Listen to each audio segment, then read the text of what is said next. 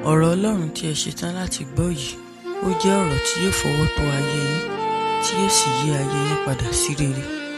Láti ẹnu ikọ̀ àti ìríjú Ọlọ́run alààyè, Evangelist Babátúndé Sàámú, tí ẹ tẹ́ sílẹ̀ kí ó sì di alábùkún fún ní orúkọ Jésù. Ọ̀rọ̀ Ọlọ́run tá a máa gbé yẹ̀wò láàárọ̀ ẹ̀ láàrin nínú ìwé Jákọ́bù orí 4 ẹsẹ̀ 4, James chapter 4 verse 4.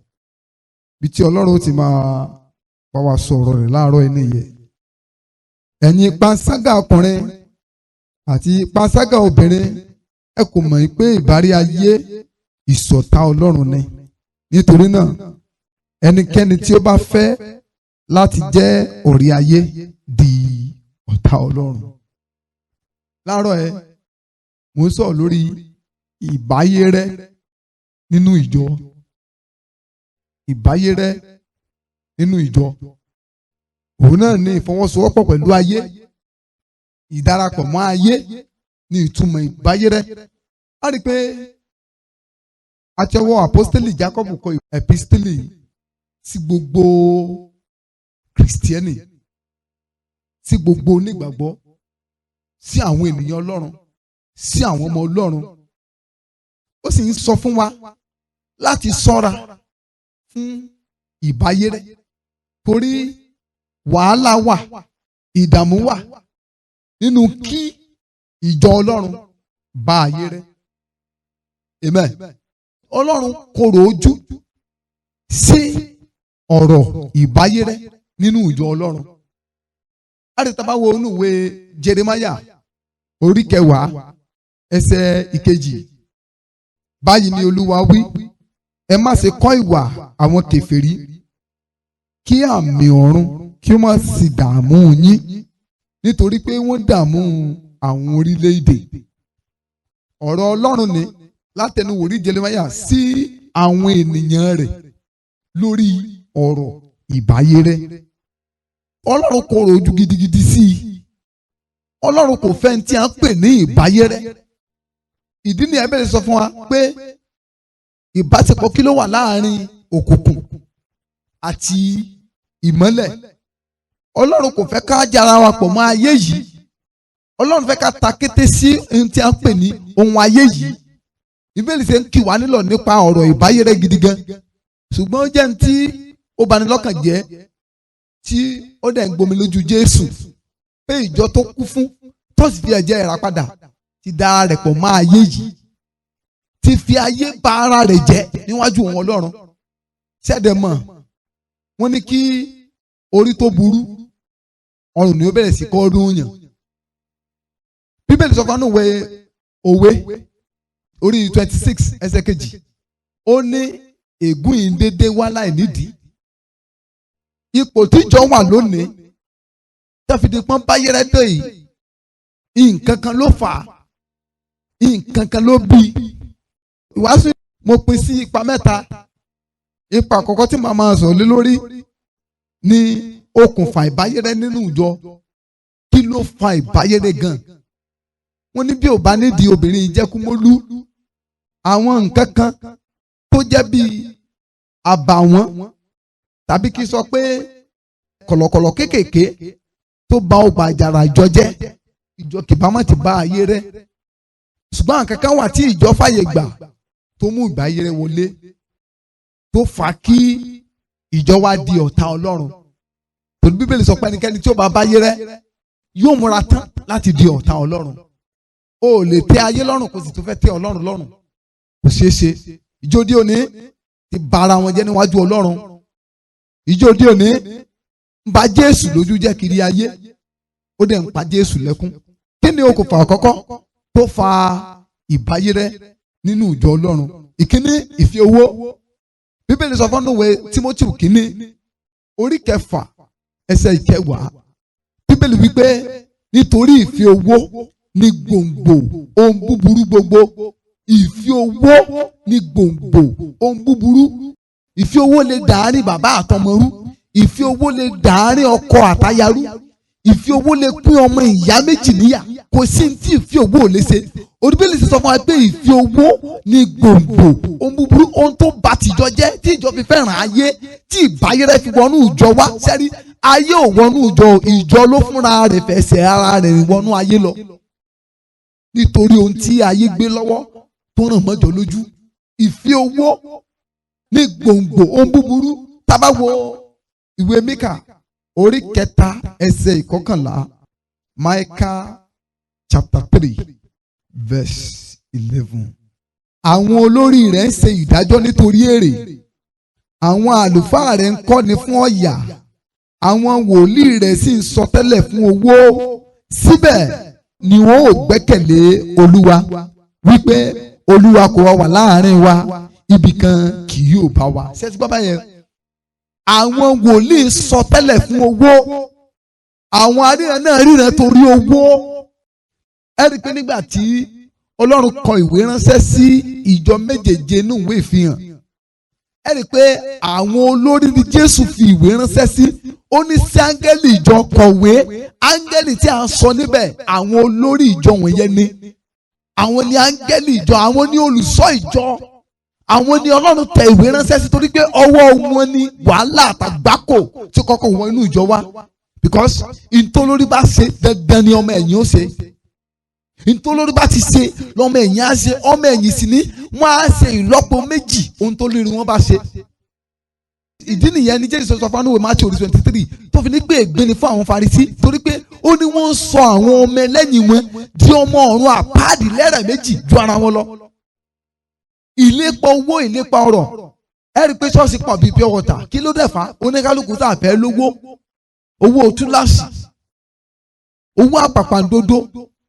Sẹ́rí bẹ́ẹ̀lì pé bó ti wà láti kọ́ ṣe náà ló wà nísìn, bẹ́ẹ̀ náà ni ó sì máa rí nígbà gbogbo ayé ẹ̀ nípẹ̀kun. Even láyé májẹ̀mú láéláé, ẹ wo tí àwọn wòlíì sọ ayé ara wọn dà. Lábẹ́ májẹ̀mú tuntun náà, ẹ wo tá à ń bá yí náà báyìí. Ìfi owó, figagbága owó lọ́tún lósì, ìlépa owó, ìlépa ọrọ̀. Everybody sáfẹ́ dìde, gbogbo wọn ló fẹ́ lo private jet, gbogbo wọn ló fẹ́ dá school lẹ̀. Bí pásítọ̀ sì ti láìkí owó náà làwọn ọmọ ìjọ láìkí owó. Ìgbé owó ni lẹ́nu pásítọ̀, ìgbé owó ni lẹ́nu àwọn ọmọ ìjọ. Tá a bá fẹ́ káwọn èèyàn ó gbàdúrà gidi nísìnyí, ẹ ju àdúrà òkò lórí owó. Ẹ rí tí wọ́n mọ faraya, tí wọ́n mọ gbá àgbà sónídìí. Ohun àkọ́kọ́ nìyẹn tó jẹ́ okùnfà, ohun tó jẹ́ kí ìjọ kó báyé rẹ, ohun tó fi àyè gba ìbáyé rẹ nínú ìjọ. Okùnfà àkọ́kọ́ nìyẹn, ìfẹ́ owó. Ẹ̀kejì, ọrẹ àti ẹ̀bùn àìṣòdodo. Ọrẹ àti ẹ̀bùn àìṣòdodo. Tẹ́ bá wò ó láyé òde òní nísìnyí, kò sí ibi tí ṣọ́ọ̀ṣì ò lè kọ̀wé láti rẹ́sì fọ́ǹdì. Kò sí ibi tí ọ̀pọ̀lọpọ̀ ṣọ́ọ̀ṣì ò lè kọ̀wé ìrànlọ́wọ́ sí fún owó. Àwọn olóṣèlú tó ń jí owó ìlú, ẹ̀yin náà lè ń torí ọrẹ tẹ́ gbà lọ́wọ́ wọn, torí mọ́tò tí wọ́n bò yín. Ẹ yí Bíbélì po. Bíbélì sì sọ pé ọrẹ ní ń fọ́ onídàájọ́ lójú. Yorùbá sì bọ̀ wọ́n ní bẹ́yẹn bá ti jẹ dòdò kò ní lè sòdodo mọ́. Ara tó mú báyé rẹ̀ wọnú ìjọ nìyẹn o. Oníyàwó méjì tó wọnú ṣọ́ọ̀ṣì tàìwọnú ṣọ́ọ̀ṣì tó dédé ra mọ́tò gíà fún pásítọ̀. The next thing tẹ́ máa rí, oyè alàgbà ni ó kàn. Bàbá tó ń ra bọ́ọ̀sì fúnjọ tọ́mọ rẹ̀ gboyún, pásítọ̀ mọ́ ẹ̀ sì tún so wọ́n pọ̀ lórí pẹpẹ nítorí ọrẹ àìṣòdodo, nítorí ọrẹ àti ẹ̀bùn. Àwọn ògbóni joyè nù jọ torí ọrẹ wọn, torí ẹ̀bùn tán ní lọ́wọ́. Ẹ lẹ́ ń ṣe ìkówójọ ní chọ́ọ̀chì, ẹ̀ ń rẹ́sì pọ́ǹdì. Ẹ máa fi àwọn tí ó gbàgbọ́ sí alága torí pọ́n lówó lọ́wọ́. Ẹ gba àfà, ẹ wàá gbógun sórí pẹpẹ kí n á jókòó. Ṣé bígbà kan ní pásítọ̀ kan fún Arẹ́gbẹ́ṣọlá ní evangelist. Arẹ́gbẹ́ṣọlá, former governor of Osun State, Arẹ́gbẹ́ṣọlá. Ṣé bígbà kan ní pásítọ̀ kan torí ẹ̀bùn ló fún evangelist. Can you imagine? Ọrẹ àti ẹ̀bùn. Ọrẹ a máa fọ́ onídàájọ́ lójú. Ẹ wo bí ọrẹ ṣe ń fọ́ àwọn ìránṣẹ́ Ọlọ́run lójú lónìí. Ojú tó yẹ ká fi ríran tí wọ́n fi ń tẹ̀lẹ̀. Àpẹẹrẹ búburú tí wọ́n fi lélẹ̀ kiri. Olóṣèlú tìlú rọ̀jò ìpèlè lórí torí ìwà ibi ọwọ́ ẹ̀. Ẹ̀yin á gba mọ́tò lọ́wọ́ ẹ̀. Ẹ wà lọ ẹmu lórí òkè ẹ lọ ń gbàdúrà fún pé kí èpèlú mọ̀ràn. tí bẹ́ẹ̀ sọ ní ìwé Máíkà orí 3 yẹ ẹsẹ̀ 11 yẹ ẹ jẹ́ ká túnbẹ̀ yẹ ká àwọn olórí rẹ̀ ṣe ìdájọ́ nítorí èrè. Can you imagine? Àwọn àlùfáà rẹ̀ ń kọ́ni fún ọ̀yà, àwọn wòlíì rẹ̀ ń sọ tẹ́lẹ̀ fún owó, síbẹ̀ wọ́n gbẹ́kẹ̀lé Olúwa pé Olúwa kò wà láàrin wa. Wọ́n ń hùwà bí síbẹ̀ wọ́n sì gbẹ́kẹ̀lé pé Ọlọ́run bẹ pẹ̀lú àwọn. Wọ́n ń hùwà bí síbẹ̀ wọ́n sì tún yàn kiri pé Ọlọ́run wà nínú ayé àwọn. Ìwà ẹni tìjú. Àwọn obìnrin tó lówó lọ́wọ́ tán lọ́kọ nílé, wọ́n á gbé owó gidi lọ fún pásítọ̀, wọ́n á ní kí pásítọ̀ wọn bá wọn sùn. Pé àwọn kan fi pásítọ̀ wọn bá wọn sùn ní pé kó mọ̀ wọrí, kò sí ní tó bá fẹ́ táwọn ò ní fún. Àmì yan pásítọ̀ tó dẹ̀ ń gbarú ẹ̀ ọ̀rẹ́ àìṣèlúdó. Àmọ́ yan pásítọ̀ tó ń gbowó lọ́wọ́ àwọn ọmọ yahoo, tó ń gba nǹkan mèremère lọ́wọ́ àwọn ọmọ yahoo, tí wọ́n dẹ̀ tún forúkọ Olúwa súre fún wọn. Àwọn nǹkan wọ̀nyí ló fà á tí Ibayere fi wọnú ìjọ Ọlọ́run tó ní rúfìrò pé òun ti born again láì born again. Ọ̀rọ̀ born again nísìnyí ò ní ìtumọ̀ mọ́ because onírúurú ló ń pè rẹ̀ born again. Tábàwò ìwé Àìsáyà orí 1 ẹsẹ̀ 21 to 23. Ìlú òtítọ́ á sì di àgbèrè, ó ti kún fún ìdájọ́ rí, òdodo ti ń gbé inú rẹ̀ rí, ṣùgbọ́n nísinsìnyí àwọn apànìyàn fàdákà rẹ̀ di ti ìdáhóró, ọtí wáìnì rẹ̀ ti dàlù omi, àwọn ọmọ aládé rẹ̀ di ọlẹ̀tẹ̀ àti ẹgbẹ́ olè, olúkúlùkù ń fẹ́ ọrẹ ó sì ń tọ èrè lẹ́yìn, wọn kò ṣe ìdájọ́ aláìní baba, bẹ́ẹ̀ ni ọ̀run opó kò wá sọ́dọ̀ wọn. Can you see that? Ọ̀rọ̀ Ọlọ́run ni o ṣe àwọn àlùfáà Ísírẹ́lì pé wọ́n di ọgbẹ́ ọlọ̀tẹ̀ àti ẹgbẹ́ olè, wọ́n di ẹgbẹ́ olè, olúkúlùkù ń fẹ́ ọrẹ wọ́n sì ń tọ èrè lẹ́yìn. Ẹ rí ọ̀pọ̀lọpọ̀ àwọn ìránṣẹ́ Ọlọ́run tó wà tán nísìnyí, olówó náà wá láti gbàdúrà fún wọn, ò fẹ́ bọ́lọ́ òṣìṣẹ́ torí ọrẹ, torí envelope. Àwọn pásítọ̀ kan wà tó yẹ pé ẹgbẹ́ àfàdúrà jagun tiwọn, ẹgbẹ́ àfàdúrà jagun olówó ni, kánkọ́sì ni wọ́n ti ń kóra wọn kiri. Táwọn olówó ti ń gbàdúrà fún tí ó ní ṣòro, wọ́n mọ̀ lọ sórí òkè káàkiri, wọ́n mọ̀ wọ́n ẹni tó bá rí pé páàkì mọ́tò tán lọ sọ̀rọ̀ fún, tí ìran wọn bá ti jẹ́ tí ẹ ti gbà wọ́n láàyè nínú ayé tiẹ̀, wọ́n á kóra wọn làwọn fẹ́ lọ mọ̀ ṣe ìṣòro pẹ̀lú ẹ̀. So ìṣòro kan tá bá ṣe ó ti léye tí ó pín sẹ́ńfẹ́lópù fún wọn. Àwọn olè, ẹgbẹ́ olè, iṣẹ́ ìrántí káwọn kan láwọn gbà nìyẹn táwọn ń ṣe kiri. Àwọn kan tó fa Ibayere nínú ìjọ ọrẹ, ohun mìíràn tó fà á tí màá fi dáná lórí yẹ òní gbígbé ènìyàn ga ju Ọlọ́run lọ. Ìwé Jòhánù orí 12 ẹsẹ̀ 43, John chapter 12 verse 43. Gbígbé ènìyàn ga ju Ọlọ́run lọ, ká máa bọ̀wọ̀ fún ènìyàn ju Ọlọ́run lọ. Ẹ jáwọ́ láti verse 42. Síbẹ̀ ọ̀pọ̀ nínú àwọn olórí gbàgbọ́ pẹ̀lú, ṣùgbọ́n nítorí àwọn Farisí wọn kò jẹ́wọ́ rẹ̀ kí a má bàa yọ wọn kúrò nínú sínágọ́gù. Verse 43, nítorí wọ́n fẹ́ ìyìn ènìyàn ju ìyìn Ọlọ́run lọ. Can you see that? Ẹgbẹ́ àwọn olórí kan nínú àwọn Farisí tí wọ́n gba Jésù lólúwa àtolùgbàlà, ṣùgbọ́n nítorí pé wọn ò fẹ́ kán yọ wọn ní settings, wọn ò fẹ́ kán fojú kéré àwọn láàrin àwọn ẹgbẹ́ Farisí wọn tó kù, wọn kọ̀ láti jẹ́wọ́ Jésù ní gbangba. Ní nǹkan tá a sọ Sunday school ní orúkọ Jésù mọ̀ ti ẹlòmíì lójú àti pé lẹ́niwí ẹ̀ tó bá dé, pàápàá jùlọ tó bá wà rẹ̀ láàrin àwọn tí kò gbàgbọ́, tá máa ní kó gbàdúrà kó nílé fi orúkọ Jésù gbàdúrà. A máa dìbọ́ a ní lórúkọ Ọlọ́run èwo, orúkọ Jésù àwa ti lójú àti pé tó bá ti bá rẹ̀ láàrin àwọn aláìgbàgbọ́ láti yẹ ayé ara wa wò. Ọ̀pọ̀lọpọ̀ sponsor à church mi tí àwọn pásítọ̀ mọ̀ ẹ̀pẹ́ nìyí ọwọ́ ò mọ́, wọn ò ní wàásù tí ó takò.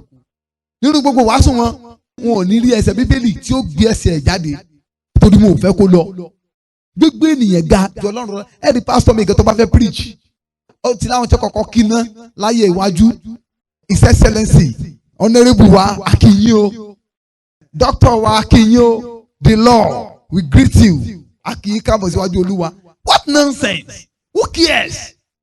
Ìntòbárí ọjẹ́ ìkànnì òjì ọ́, ìntòbárí ọjẹ́ ìkànnì òpalẹ̀ rẹ mọ́ ẹ̀rìn ìbí. So àwọn kan wà tó yẹ pé ààyè iwájú wọn ti láyè iwájú, wọn ò bí ọmọ ìjọ dá kó lọ jòkó síbẹ̀. Wọ́n ti láyè, wọ́n ti lága tí wọ́n máa ń jòkó sí. Bọ́n bá pẹ́ dé bí sìn bá bẹ̀rẹ̀ láago 8 tí wọ́n bá dé láago 10 kò sẹ́ni tí ó jòkó síbẹ̀. Tí wọ́n bá dé yẹn náà máa wá yan lọ wájú tí wọ́n lọ jòkó. ìbò ọlá fún ènìyàn ju Ọlọ́run lọ nínú ìjọ. Nǹkan wọ̀nyí ló mú ìbáyẹrẹ wọnú ṣọ́ọ̀ṣì. Mo gbọ́ nípa ẹnìkan tí wọ́n ní wọ́n dàpọ̀ wọn náà ṣàjọ̀dún kan, wọ́n ní ẹni tó wá jẹ́ MC, ó wá dárúkọ ẹni yẹ kò fi dickness sí nọ́mbà ní ó bá kọ̀ ní ò bá jáde. Ẹni MC ẹ sàtún pé orúkọ yẹn dáadáa wọ́n jáde nọ́mbà lẹ́nìkan lọ fetí kò létí pé ó fi dickness sí ó bá fi dickness sí kò ní dá ok ẹ sọ́ọ́rì ẹ jọ orúkọ tí mo pè yẹ dickness kìnìkan wọ́n nígbà náà lọ́wọ́ àṣẹ dìde ní yàn lọ wájú ẹni ó yẹ kó gbajúbò mo wá rí yan bá wí ṣe báwọn pásítọ̀ oníjẹkújẹ ti fún lọ́rùn ebi ló dé ń dé ṣe báwọn ní fìlú wọn joyè àwọn kan ní fìlú wọn joyè bá ṣe Olúwa jẹ́. Mo gbọ́ nípa ọmọ alàgbà kan tó ń bá yẹn sùn ní ṣọ́ọ̀ṣì tí yẹn ká mọ́ torí pé bàbá rẹ̀ alàgbà tiẹ̀ lẹ́nu ṣọ́ọ̀ṣì ara àwọn alàgbà lẹ́nu bẹ́ẹ̀ ni ṣe náà paná ọ̀rọ̀ yẹn mọ́lẹ̀. Ṣùgbọ́n tó bá ṣe pé ọmọ ordinary person kan ló ṣe é wọn ayẹyẹ rẹ̀ wọn láwọn ń bá a wí. Ṣùgbọ́n ẹni tó jọ́ máa alàgbà tó lẹ́nu bẹ́ẹ̀ alẹ́nu gan nínú ìjọ wọn ò lè bá ọmọ ẹtì ẹ̀ wí wọn paná ọ̀rọ̀ yẹn mọ́lẹ̀. Àmẹ́yẹ ọmọ alàgbà tí fún yẹn lóyún ṣọ́ọ̀ṣì tẹ́ paná ẹ̀ mọ́lẹ̀ tí yẹn nígbọ̀n kankan. Àmẹ́yẹ ọmọ alàgbà tí ń fi oyún ṣègbéyàwó. Ìbò ọlá fún ènìyàn ju Ọlọ́run lọ, gbígbé ènìyàn níyìn ga ju Ọlọ́run lọ. Bíbélì sì wí pé nǹkan tí a bá gbé níyìn ga ju Ọlọ́run lọ ó ní ìríra ni. Paul sọ̀rọ̀ kan tako ọ̀rọ̀ yìí Galatians chapter 1 ìwé Galatians chapter 1 verse 10 Galatia orí kìíní ẹsẹ̀ 10.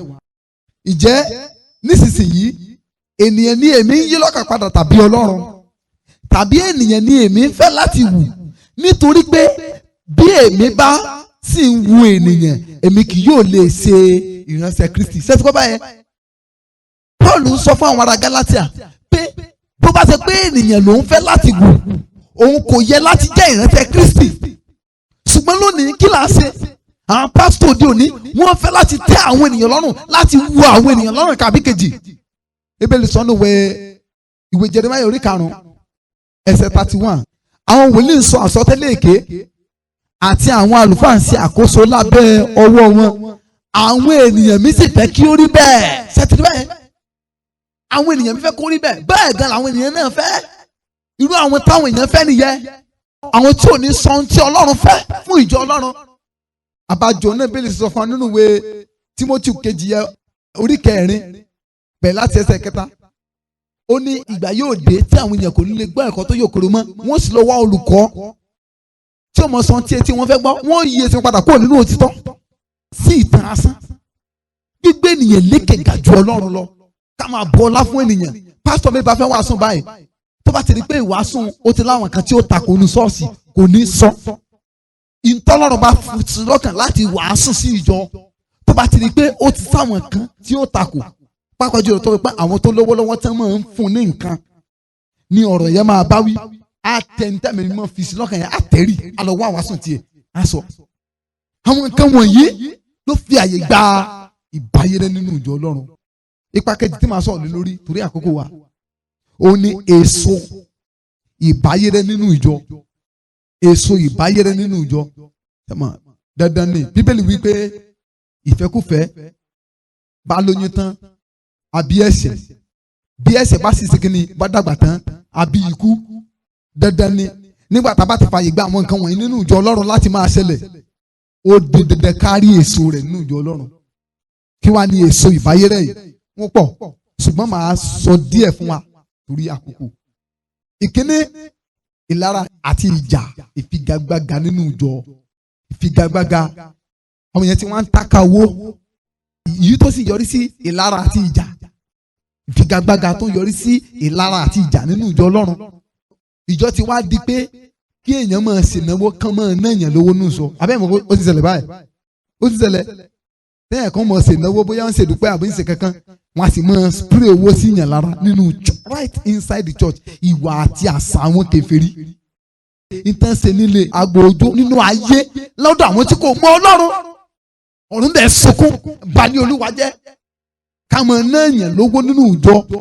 Ara ìfigagbága náà nìyẹn tó ń ṣẹlẹ̀. Ẹ̀rí pásítọ̀ mi ò ní mo lọ sí ṣọ́ọ̀ṣì kìnnì kan, mo lọ sí sọ́jí.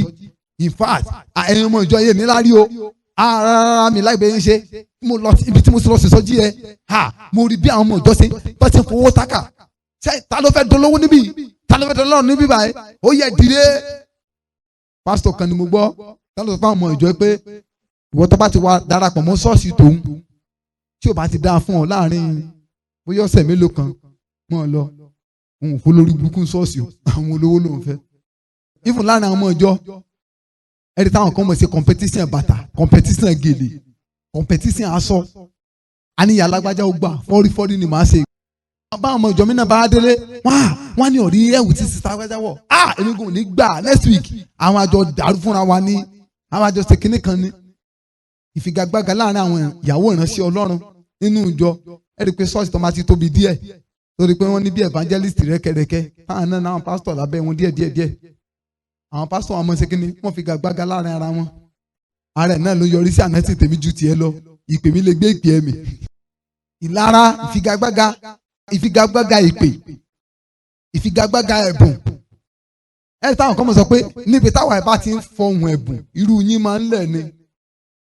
ohun mìíràn ni àṣà ayé oníbẹ̀lì sọ fún ìwé Jeremáyà yẹ orí kẹwàá ẹsẹ̀ kejì ẹ̀ wọ́n ṣe kó àṣà àwọn kèfèrí lábẹ́ rẹ̀ orin kórin ẹ̀wòrìn burúkú tó pọ̀ ń ṣọ́ọ̀ṣì lónìí báyìí bẹ́ẹ̀ nìkan má kọrin nínú ayé the next thing báyìí òun lẹ́rìí sáwọn kan ayé owó kọ̀ fún wa ṣọ́ọ̀ṣì kí ló sì fà á nígbà tó yẹ pé àwọn tí ò bọ́ nègè lẹ́ ń kó sí kwaya àwọn tí ò ní Jésù lólúwa àtolùgbàlà wọn àwọn lẹ́dà sí kwaya kan rí kése àwọn ẹlẹ́bùn àtẹ́kànlẹ́bùn orin táwọn ọkùnrin bíi áńgẹ́lì táyé wọn burú ju tèṣù lọ àwọn lẹ́ ń gbé báyìí lé lọ́wọ́ láti wọ́n wọn ò sí ní fi ẹ̀mí ayé wá kọrin fún yín ṣọ́ọ̀ṣì bórin kan bá jáde láti ẹnu aláìgbàgbọ́ kan nínú ayé báyìí the next thing wọ́n máa fọ́ọ̀mù ẹ̀ ni wọ́n ń gbébọn ṣọ́ọ̀ṣì nìyẹn gbogbo àwọn tí wọ́n pera wọn lórin ẹ̀mí mímọ́ tán kọ́ kiri orin tẹ́lẹ̀sì ò lè gbọ́ kó yí padà olùwàjókògò mi ò sọ̀rọ̀ ṣé ẹ lórin ẹ̀mí wọ́n ní kò sáyè lókè ó wáyè fún mi lókè nonsense ṣé ẹ lórin ẹ̀mí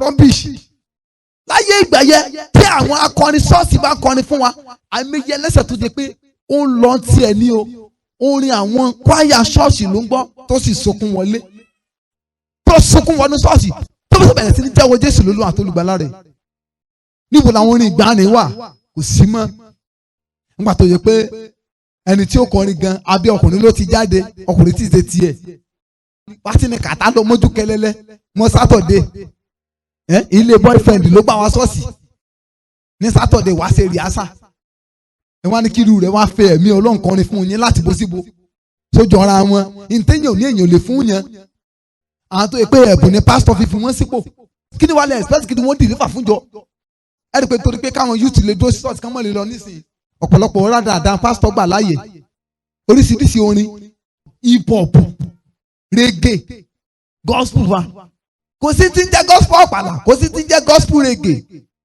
gospel is a gospel tí gospel rẹ bá ti ní reggae nínú tó ní hip hop nínú tó ní àpàlà nínú tó ní àlùjọ nínú inú náà lọ́ọ́ that's the truth ọ̀run ègbé lẹ́ẹ̀kọ́ rí sí torí pé bíbélì sọ fún wa ní òwe Hébérù orí 13 ẹsẹ̀ 8 ó ní Jésù Kristi ọ̀kan ni lánàá ọ̀kan ni lónìí ọ̀kan ni títí ayérayé ohun tí Jésù jẹ́ lánàá ló jẹ́ lónìí ló sì jẹ́ títí ayé pásítọ̀ yín lè change Jésù ò change pásítọ̀ yín lè change standard ọ̀run ṣùgbọ́n lọ́run ò change standard ọ̀run bó ti wà láti kọ́ ṣe ni ó wà nísìnyí bẹ́ẹ̀ ni ó máa wà títí láì gbogbo bàbá tí wọ́n ti lọ sínú ògo yẹ ìgbé ayé tí ó gbé tán fi rí ọ̀run dé náà làwa náà ó gbé kò sí paṣíá níbẹ̀ gbogbo ìdàkudà tí ó wà òkè pásítọ̀ sọ̀jọ́dà and that's the reason why wo bí ya o tọba torí ìlú join ṣọ́ọ̀ṣì inú náà lọ́lọ́ tọba torí instrument ìjọ kan join wọn inú náà lọ́lọ́ tí ò sí wà bí Ọlọ́run láàrin wọn tí ò sí Jésù láàrin wọn tí ò sí ẹ̀kọ́ òtítọ́ láàrin wọn inú náà lọ́lọ́ o ohun mìíràn òun tún ní jókíjó ẹ wò báwọn ṣe ń jójó òsì mọ̀ kánà ń jó break dance ní ṣọ́ọ̀ṣì jó break dance nonsense tó ti jó lè jó mọ̀ jó break dance mọ̀ jójó kí jó jójó bí ẹni tí ń rún jójó bí ẹni tí nǹkan mú lórí jó bí wèrè ìjókíjó bí ìjó àsẹ́wé ẹ lọ sórí íńtánẹ́ẹ̀tì kẹlẹ́ ojú òsì táwọn èèyàn láwọn jó ní chọ́ọ̀chì tí wọ́n tún kámẹ́rà ẹ̀ wọ́n sì tún gbé sáyé pé ẹwẹ̀ sí tá à ń ṣe o ẹwẹ̀ sí táwọn ń ṣe o nígbà tó pé àwọn ọmọ owó bè tán lọ pátí lọ́jọ́ Friday àwọn náà lẹ́tún fi ṣe kwaya Sunday ẹ̀ ṣe ní jójó wèrè ohun mìíràn lásọ kásọ, aṣọ òfò, aṣọ àgbèrè nínú ìjọ. Àwọn èèyàn sì wá pásítọ̀ ṣe panu mọ́ torí wọn ò fẹ́ kán lọ, torí ìdámẹ́wàá, torí ọrẹ tí ẹ̀ ń gbà lọ́wọ́ wọn. Àwọn èèyàn wọ lẹ́gìsì wá ṣọ́ọ̀ṣì, wọn aṣọ séènì mẹ́sẹ̀, wọn á gbé irun rédèrèdè sórí, irun kírun, wọn á di attachment sórí, wọn á gbé irun ewúrẹ́, wọn á gbé sórí wá ṣọ́ọ̀ṣì. Ẹ tún mọ ìdáná tí ì sí ẹjọ́ ń bẹ lọ́rùn arúgbó ṣíṣì.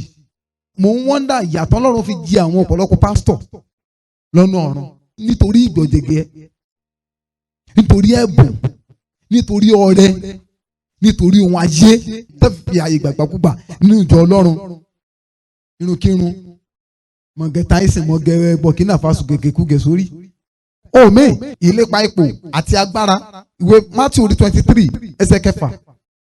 Ìjà àwọn tí bẹ́ẹ̀ lè sọ nípa yẹn. Ohun tí Ibayere fa ń jọ nìyẹn o. Kò sí ní táwọn pásítọ̀ lè ṣe torí ipò. Mọ àwa sọmọsọ olóńdè mọ́dì, mọ bólóńdè nídìí pásítọ̀. Gbẹ́rẹ́ ní ọ̀rùn ọwọ́ pásítọ̀. Ìwé Matthew 23 ẹsẹ̀ 6. Wọ́n ń fẹ́ ipò ọlá níbi àsè àti ibùjókòó ọlá ní sinagogu. Àwọn Farisí rèé o. Àwọn ìránṣẹ́ Farisí tó kúta lónìí.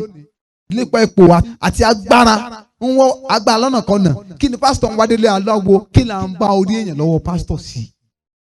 Torí agbára, torí ipò. Kí ni pásítọ̀ ń ṣe inú ẹgbẹ́ awo? Torí agbára, torí ipò. Kí ni pásítọ̀ ń fi ríǹgì agbára òkùnkùn sọ́wọ́ sí? Torí agbára, torí ipò.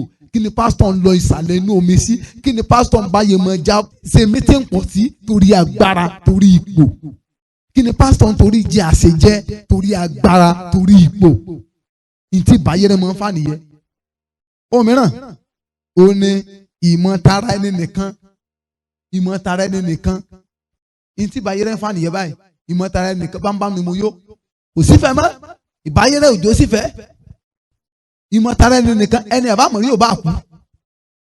Ẹni táwọn pásítọ̀ máa fi assassin lépa pásítọ̀ ẹgbẹ́ yín pé kí wọ́n pa torí pé ipò tó wà ẹ̀yin ló tọ́ sí. Ìmọ̀tara ẹni nìkan. Ẹni táwọn pásítọ̀ mọ̀ sàsí ara wọn, àwọn ọmọ ìjọ gọ́ńkọ́ wọn ò yọ kúrò nínú ẹ̀. Àwọn tó lówó láàrin àwọn ọmọ ìjọ wọn mọ̀ fowó yẹ tẹ̀ wọ́n lórí ba. Àwọn ni ó mọ̀ pàṣẹ nínú ìjọ. Àṣẹ tí wọn ni ó fọwọ́ múlẹ̀ torí pọ́n lówó tán lè fi yí pásítọ̀ lọ́kàn padà. Wọ́n lówó tán lè fi yí àṣẹ padà kó lẹ́nu pásítọ̀. Àwọn sọ́ọ̀sì kan wà tó yẹ pé bọ́ọ̀ bá láṣọ gidi tó yanrantí ọ̀lẹ́ lọ. Torí pé ọ̀sùn kún wá lé ni. Sọ́ọ̀sì kálíbà àwọn olówó tí ò sí fólósì. Ẹ dákun bí ni pé Jésù kú fún gbogbo ayé.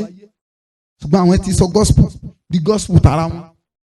Ọlọ́run sọ níwèé Èsíkẹ́lì 34 17 and 20. Ó lóun ṣe ìdájọ́ láàrin àgùntàn ságùntàn.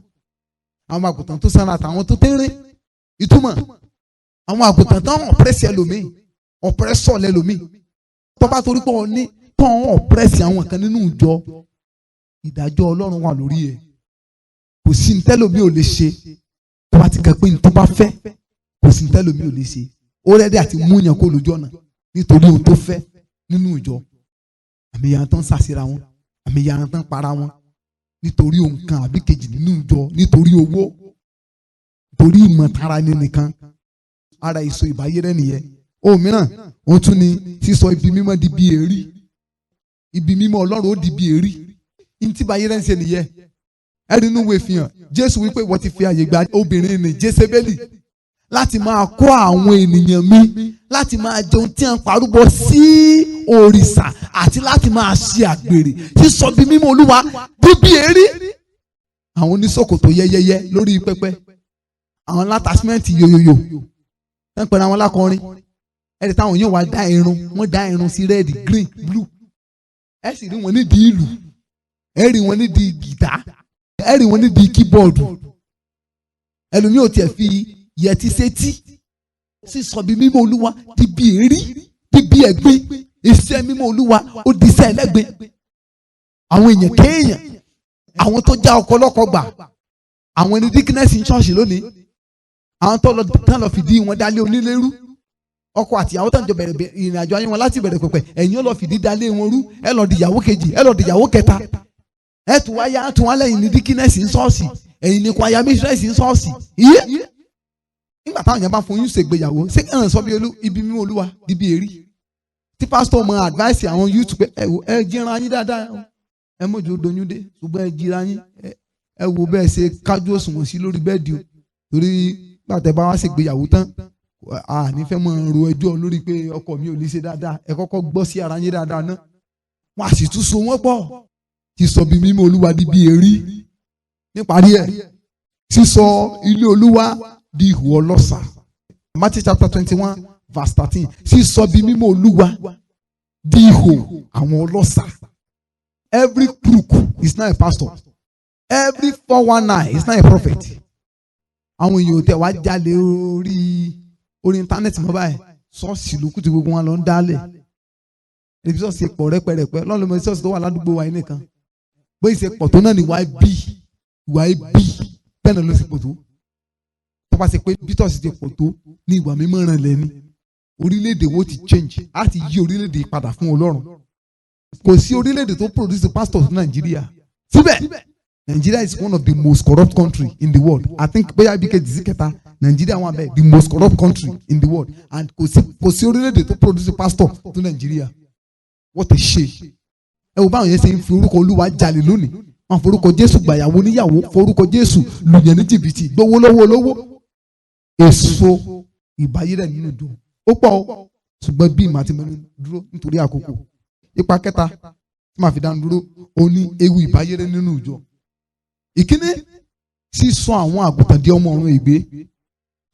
Sọ àwọn àgùntàn di ọmọ ọ̀run àpáàdì. Ìjọ tó bá ti fi àyè gba Ìbáyérè, ìjọ tó bá ti fi àyè gba gbogbo àwọn ìwà rere wọ̀nyí, wọ́n á sọ àwọn ọmọ ọ̀run, wọ́n á sọ wọ́n di ọmọ ọ̀run àpáàdì.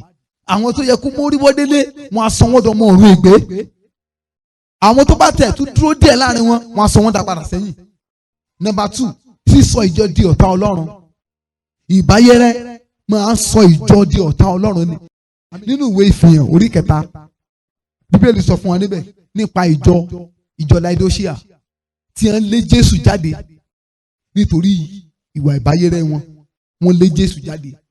Ìwà Ìbáyérè máa ń ti ìwà láyé Ọlọ́run jáde kó nínú ìjọ ni. Ìjọ tí ìwà Ìbáyérè bá ti wà níbẹ̀, kì í sógo Ọlọ́run láàrin wọn mọ́. Ìjọ tí ìwà Ìbáyérè bá ti wà níbẹ̀, kì í sí ìwà láyé Ọlọ́run láàrin wọn mọ́. Ìwà mímọ́ kì í sí ń bẹ̀ mọ́. Òmíràn, a máa sọ ilé Olúwa di ibùgbé èṣù. Ìbáyérè máa ń sọ ilé Olúwa di ibùgbé àwọn ẹ̀mí èṣù ni. Níwèé Ìfihàn mo sọ fún wa, ó ní ìwọ ti fi àyè sílẹ̀ fún Jésébẹ́lì ni láti máa tan àwọn ìránṣẹ́ mi, láti máa jẹun tí wọ́n pa rúbọ sí òrìṣà, àti láti máa ṣe àgbèrè. Immediately tó bá ti pé ìwà láyé Ọlọ́run kó nu ìjọba yìí, ilé Olúwa di ibùgbé èṣù nìyẹn. Èṣù bẹ̀rẹ̀ sí ní ṣàkóso nìyẹn. Torí pé ìjọ ò lè wà lófo, tí Jésù bá ti darí ìjọ, èṣù á darí ẹ̀. And that's the reason why I tell you pé ìjọ èṣù ló kúta ní lọ́pọ̀lọpọ̀ orílẹ̀-èdè nísìnyí. Ìjọ èṣù kí n pásítọ̀ ń bọ́ ọmọ ìjọ sùn fún. Ìjọ èṣù lẹ́ ń gbóyè láwọn àwọn oṣó àwọn àjẹ́ lọ́wọ́ nínú ìjọ. Lẹ́yìn àti àwọn oṣó àtàjẹ́, àwọn ògbóni lẹ́jọ́ tún kọjọ́. Ní ìparí ẹ̀, ewu ìdájọ́ ọ̀run àpáàdì. Bíbélì sọ fún wa nínú ìwé Sáàmù orí 9 ẹsẹ̀ 17. Orí àwọn ènìyàn búburú lẹ ó dà sí ọ̀run àpáàdì, àti gbogbo orílẹ̀-èdè tí ó gbàgbé Ọlọ́run. Orí àwọn ẹlẹ́ṣẹ̀ lásọ sínú iná, àti gbogbo ìjọ. Torí pé ìjọ ni Bíbélì pè ní orílẹ̀-èdè mímọ́ àti ènìyàn ọ̀tọ̀.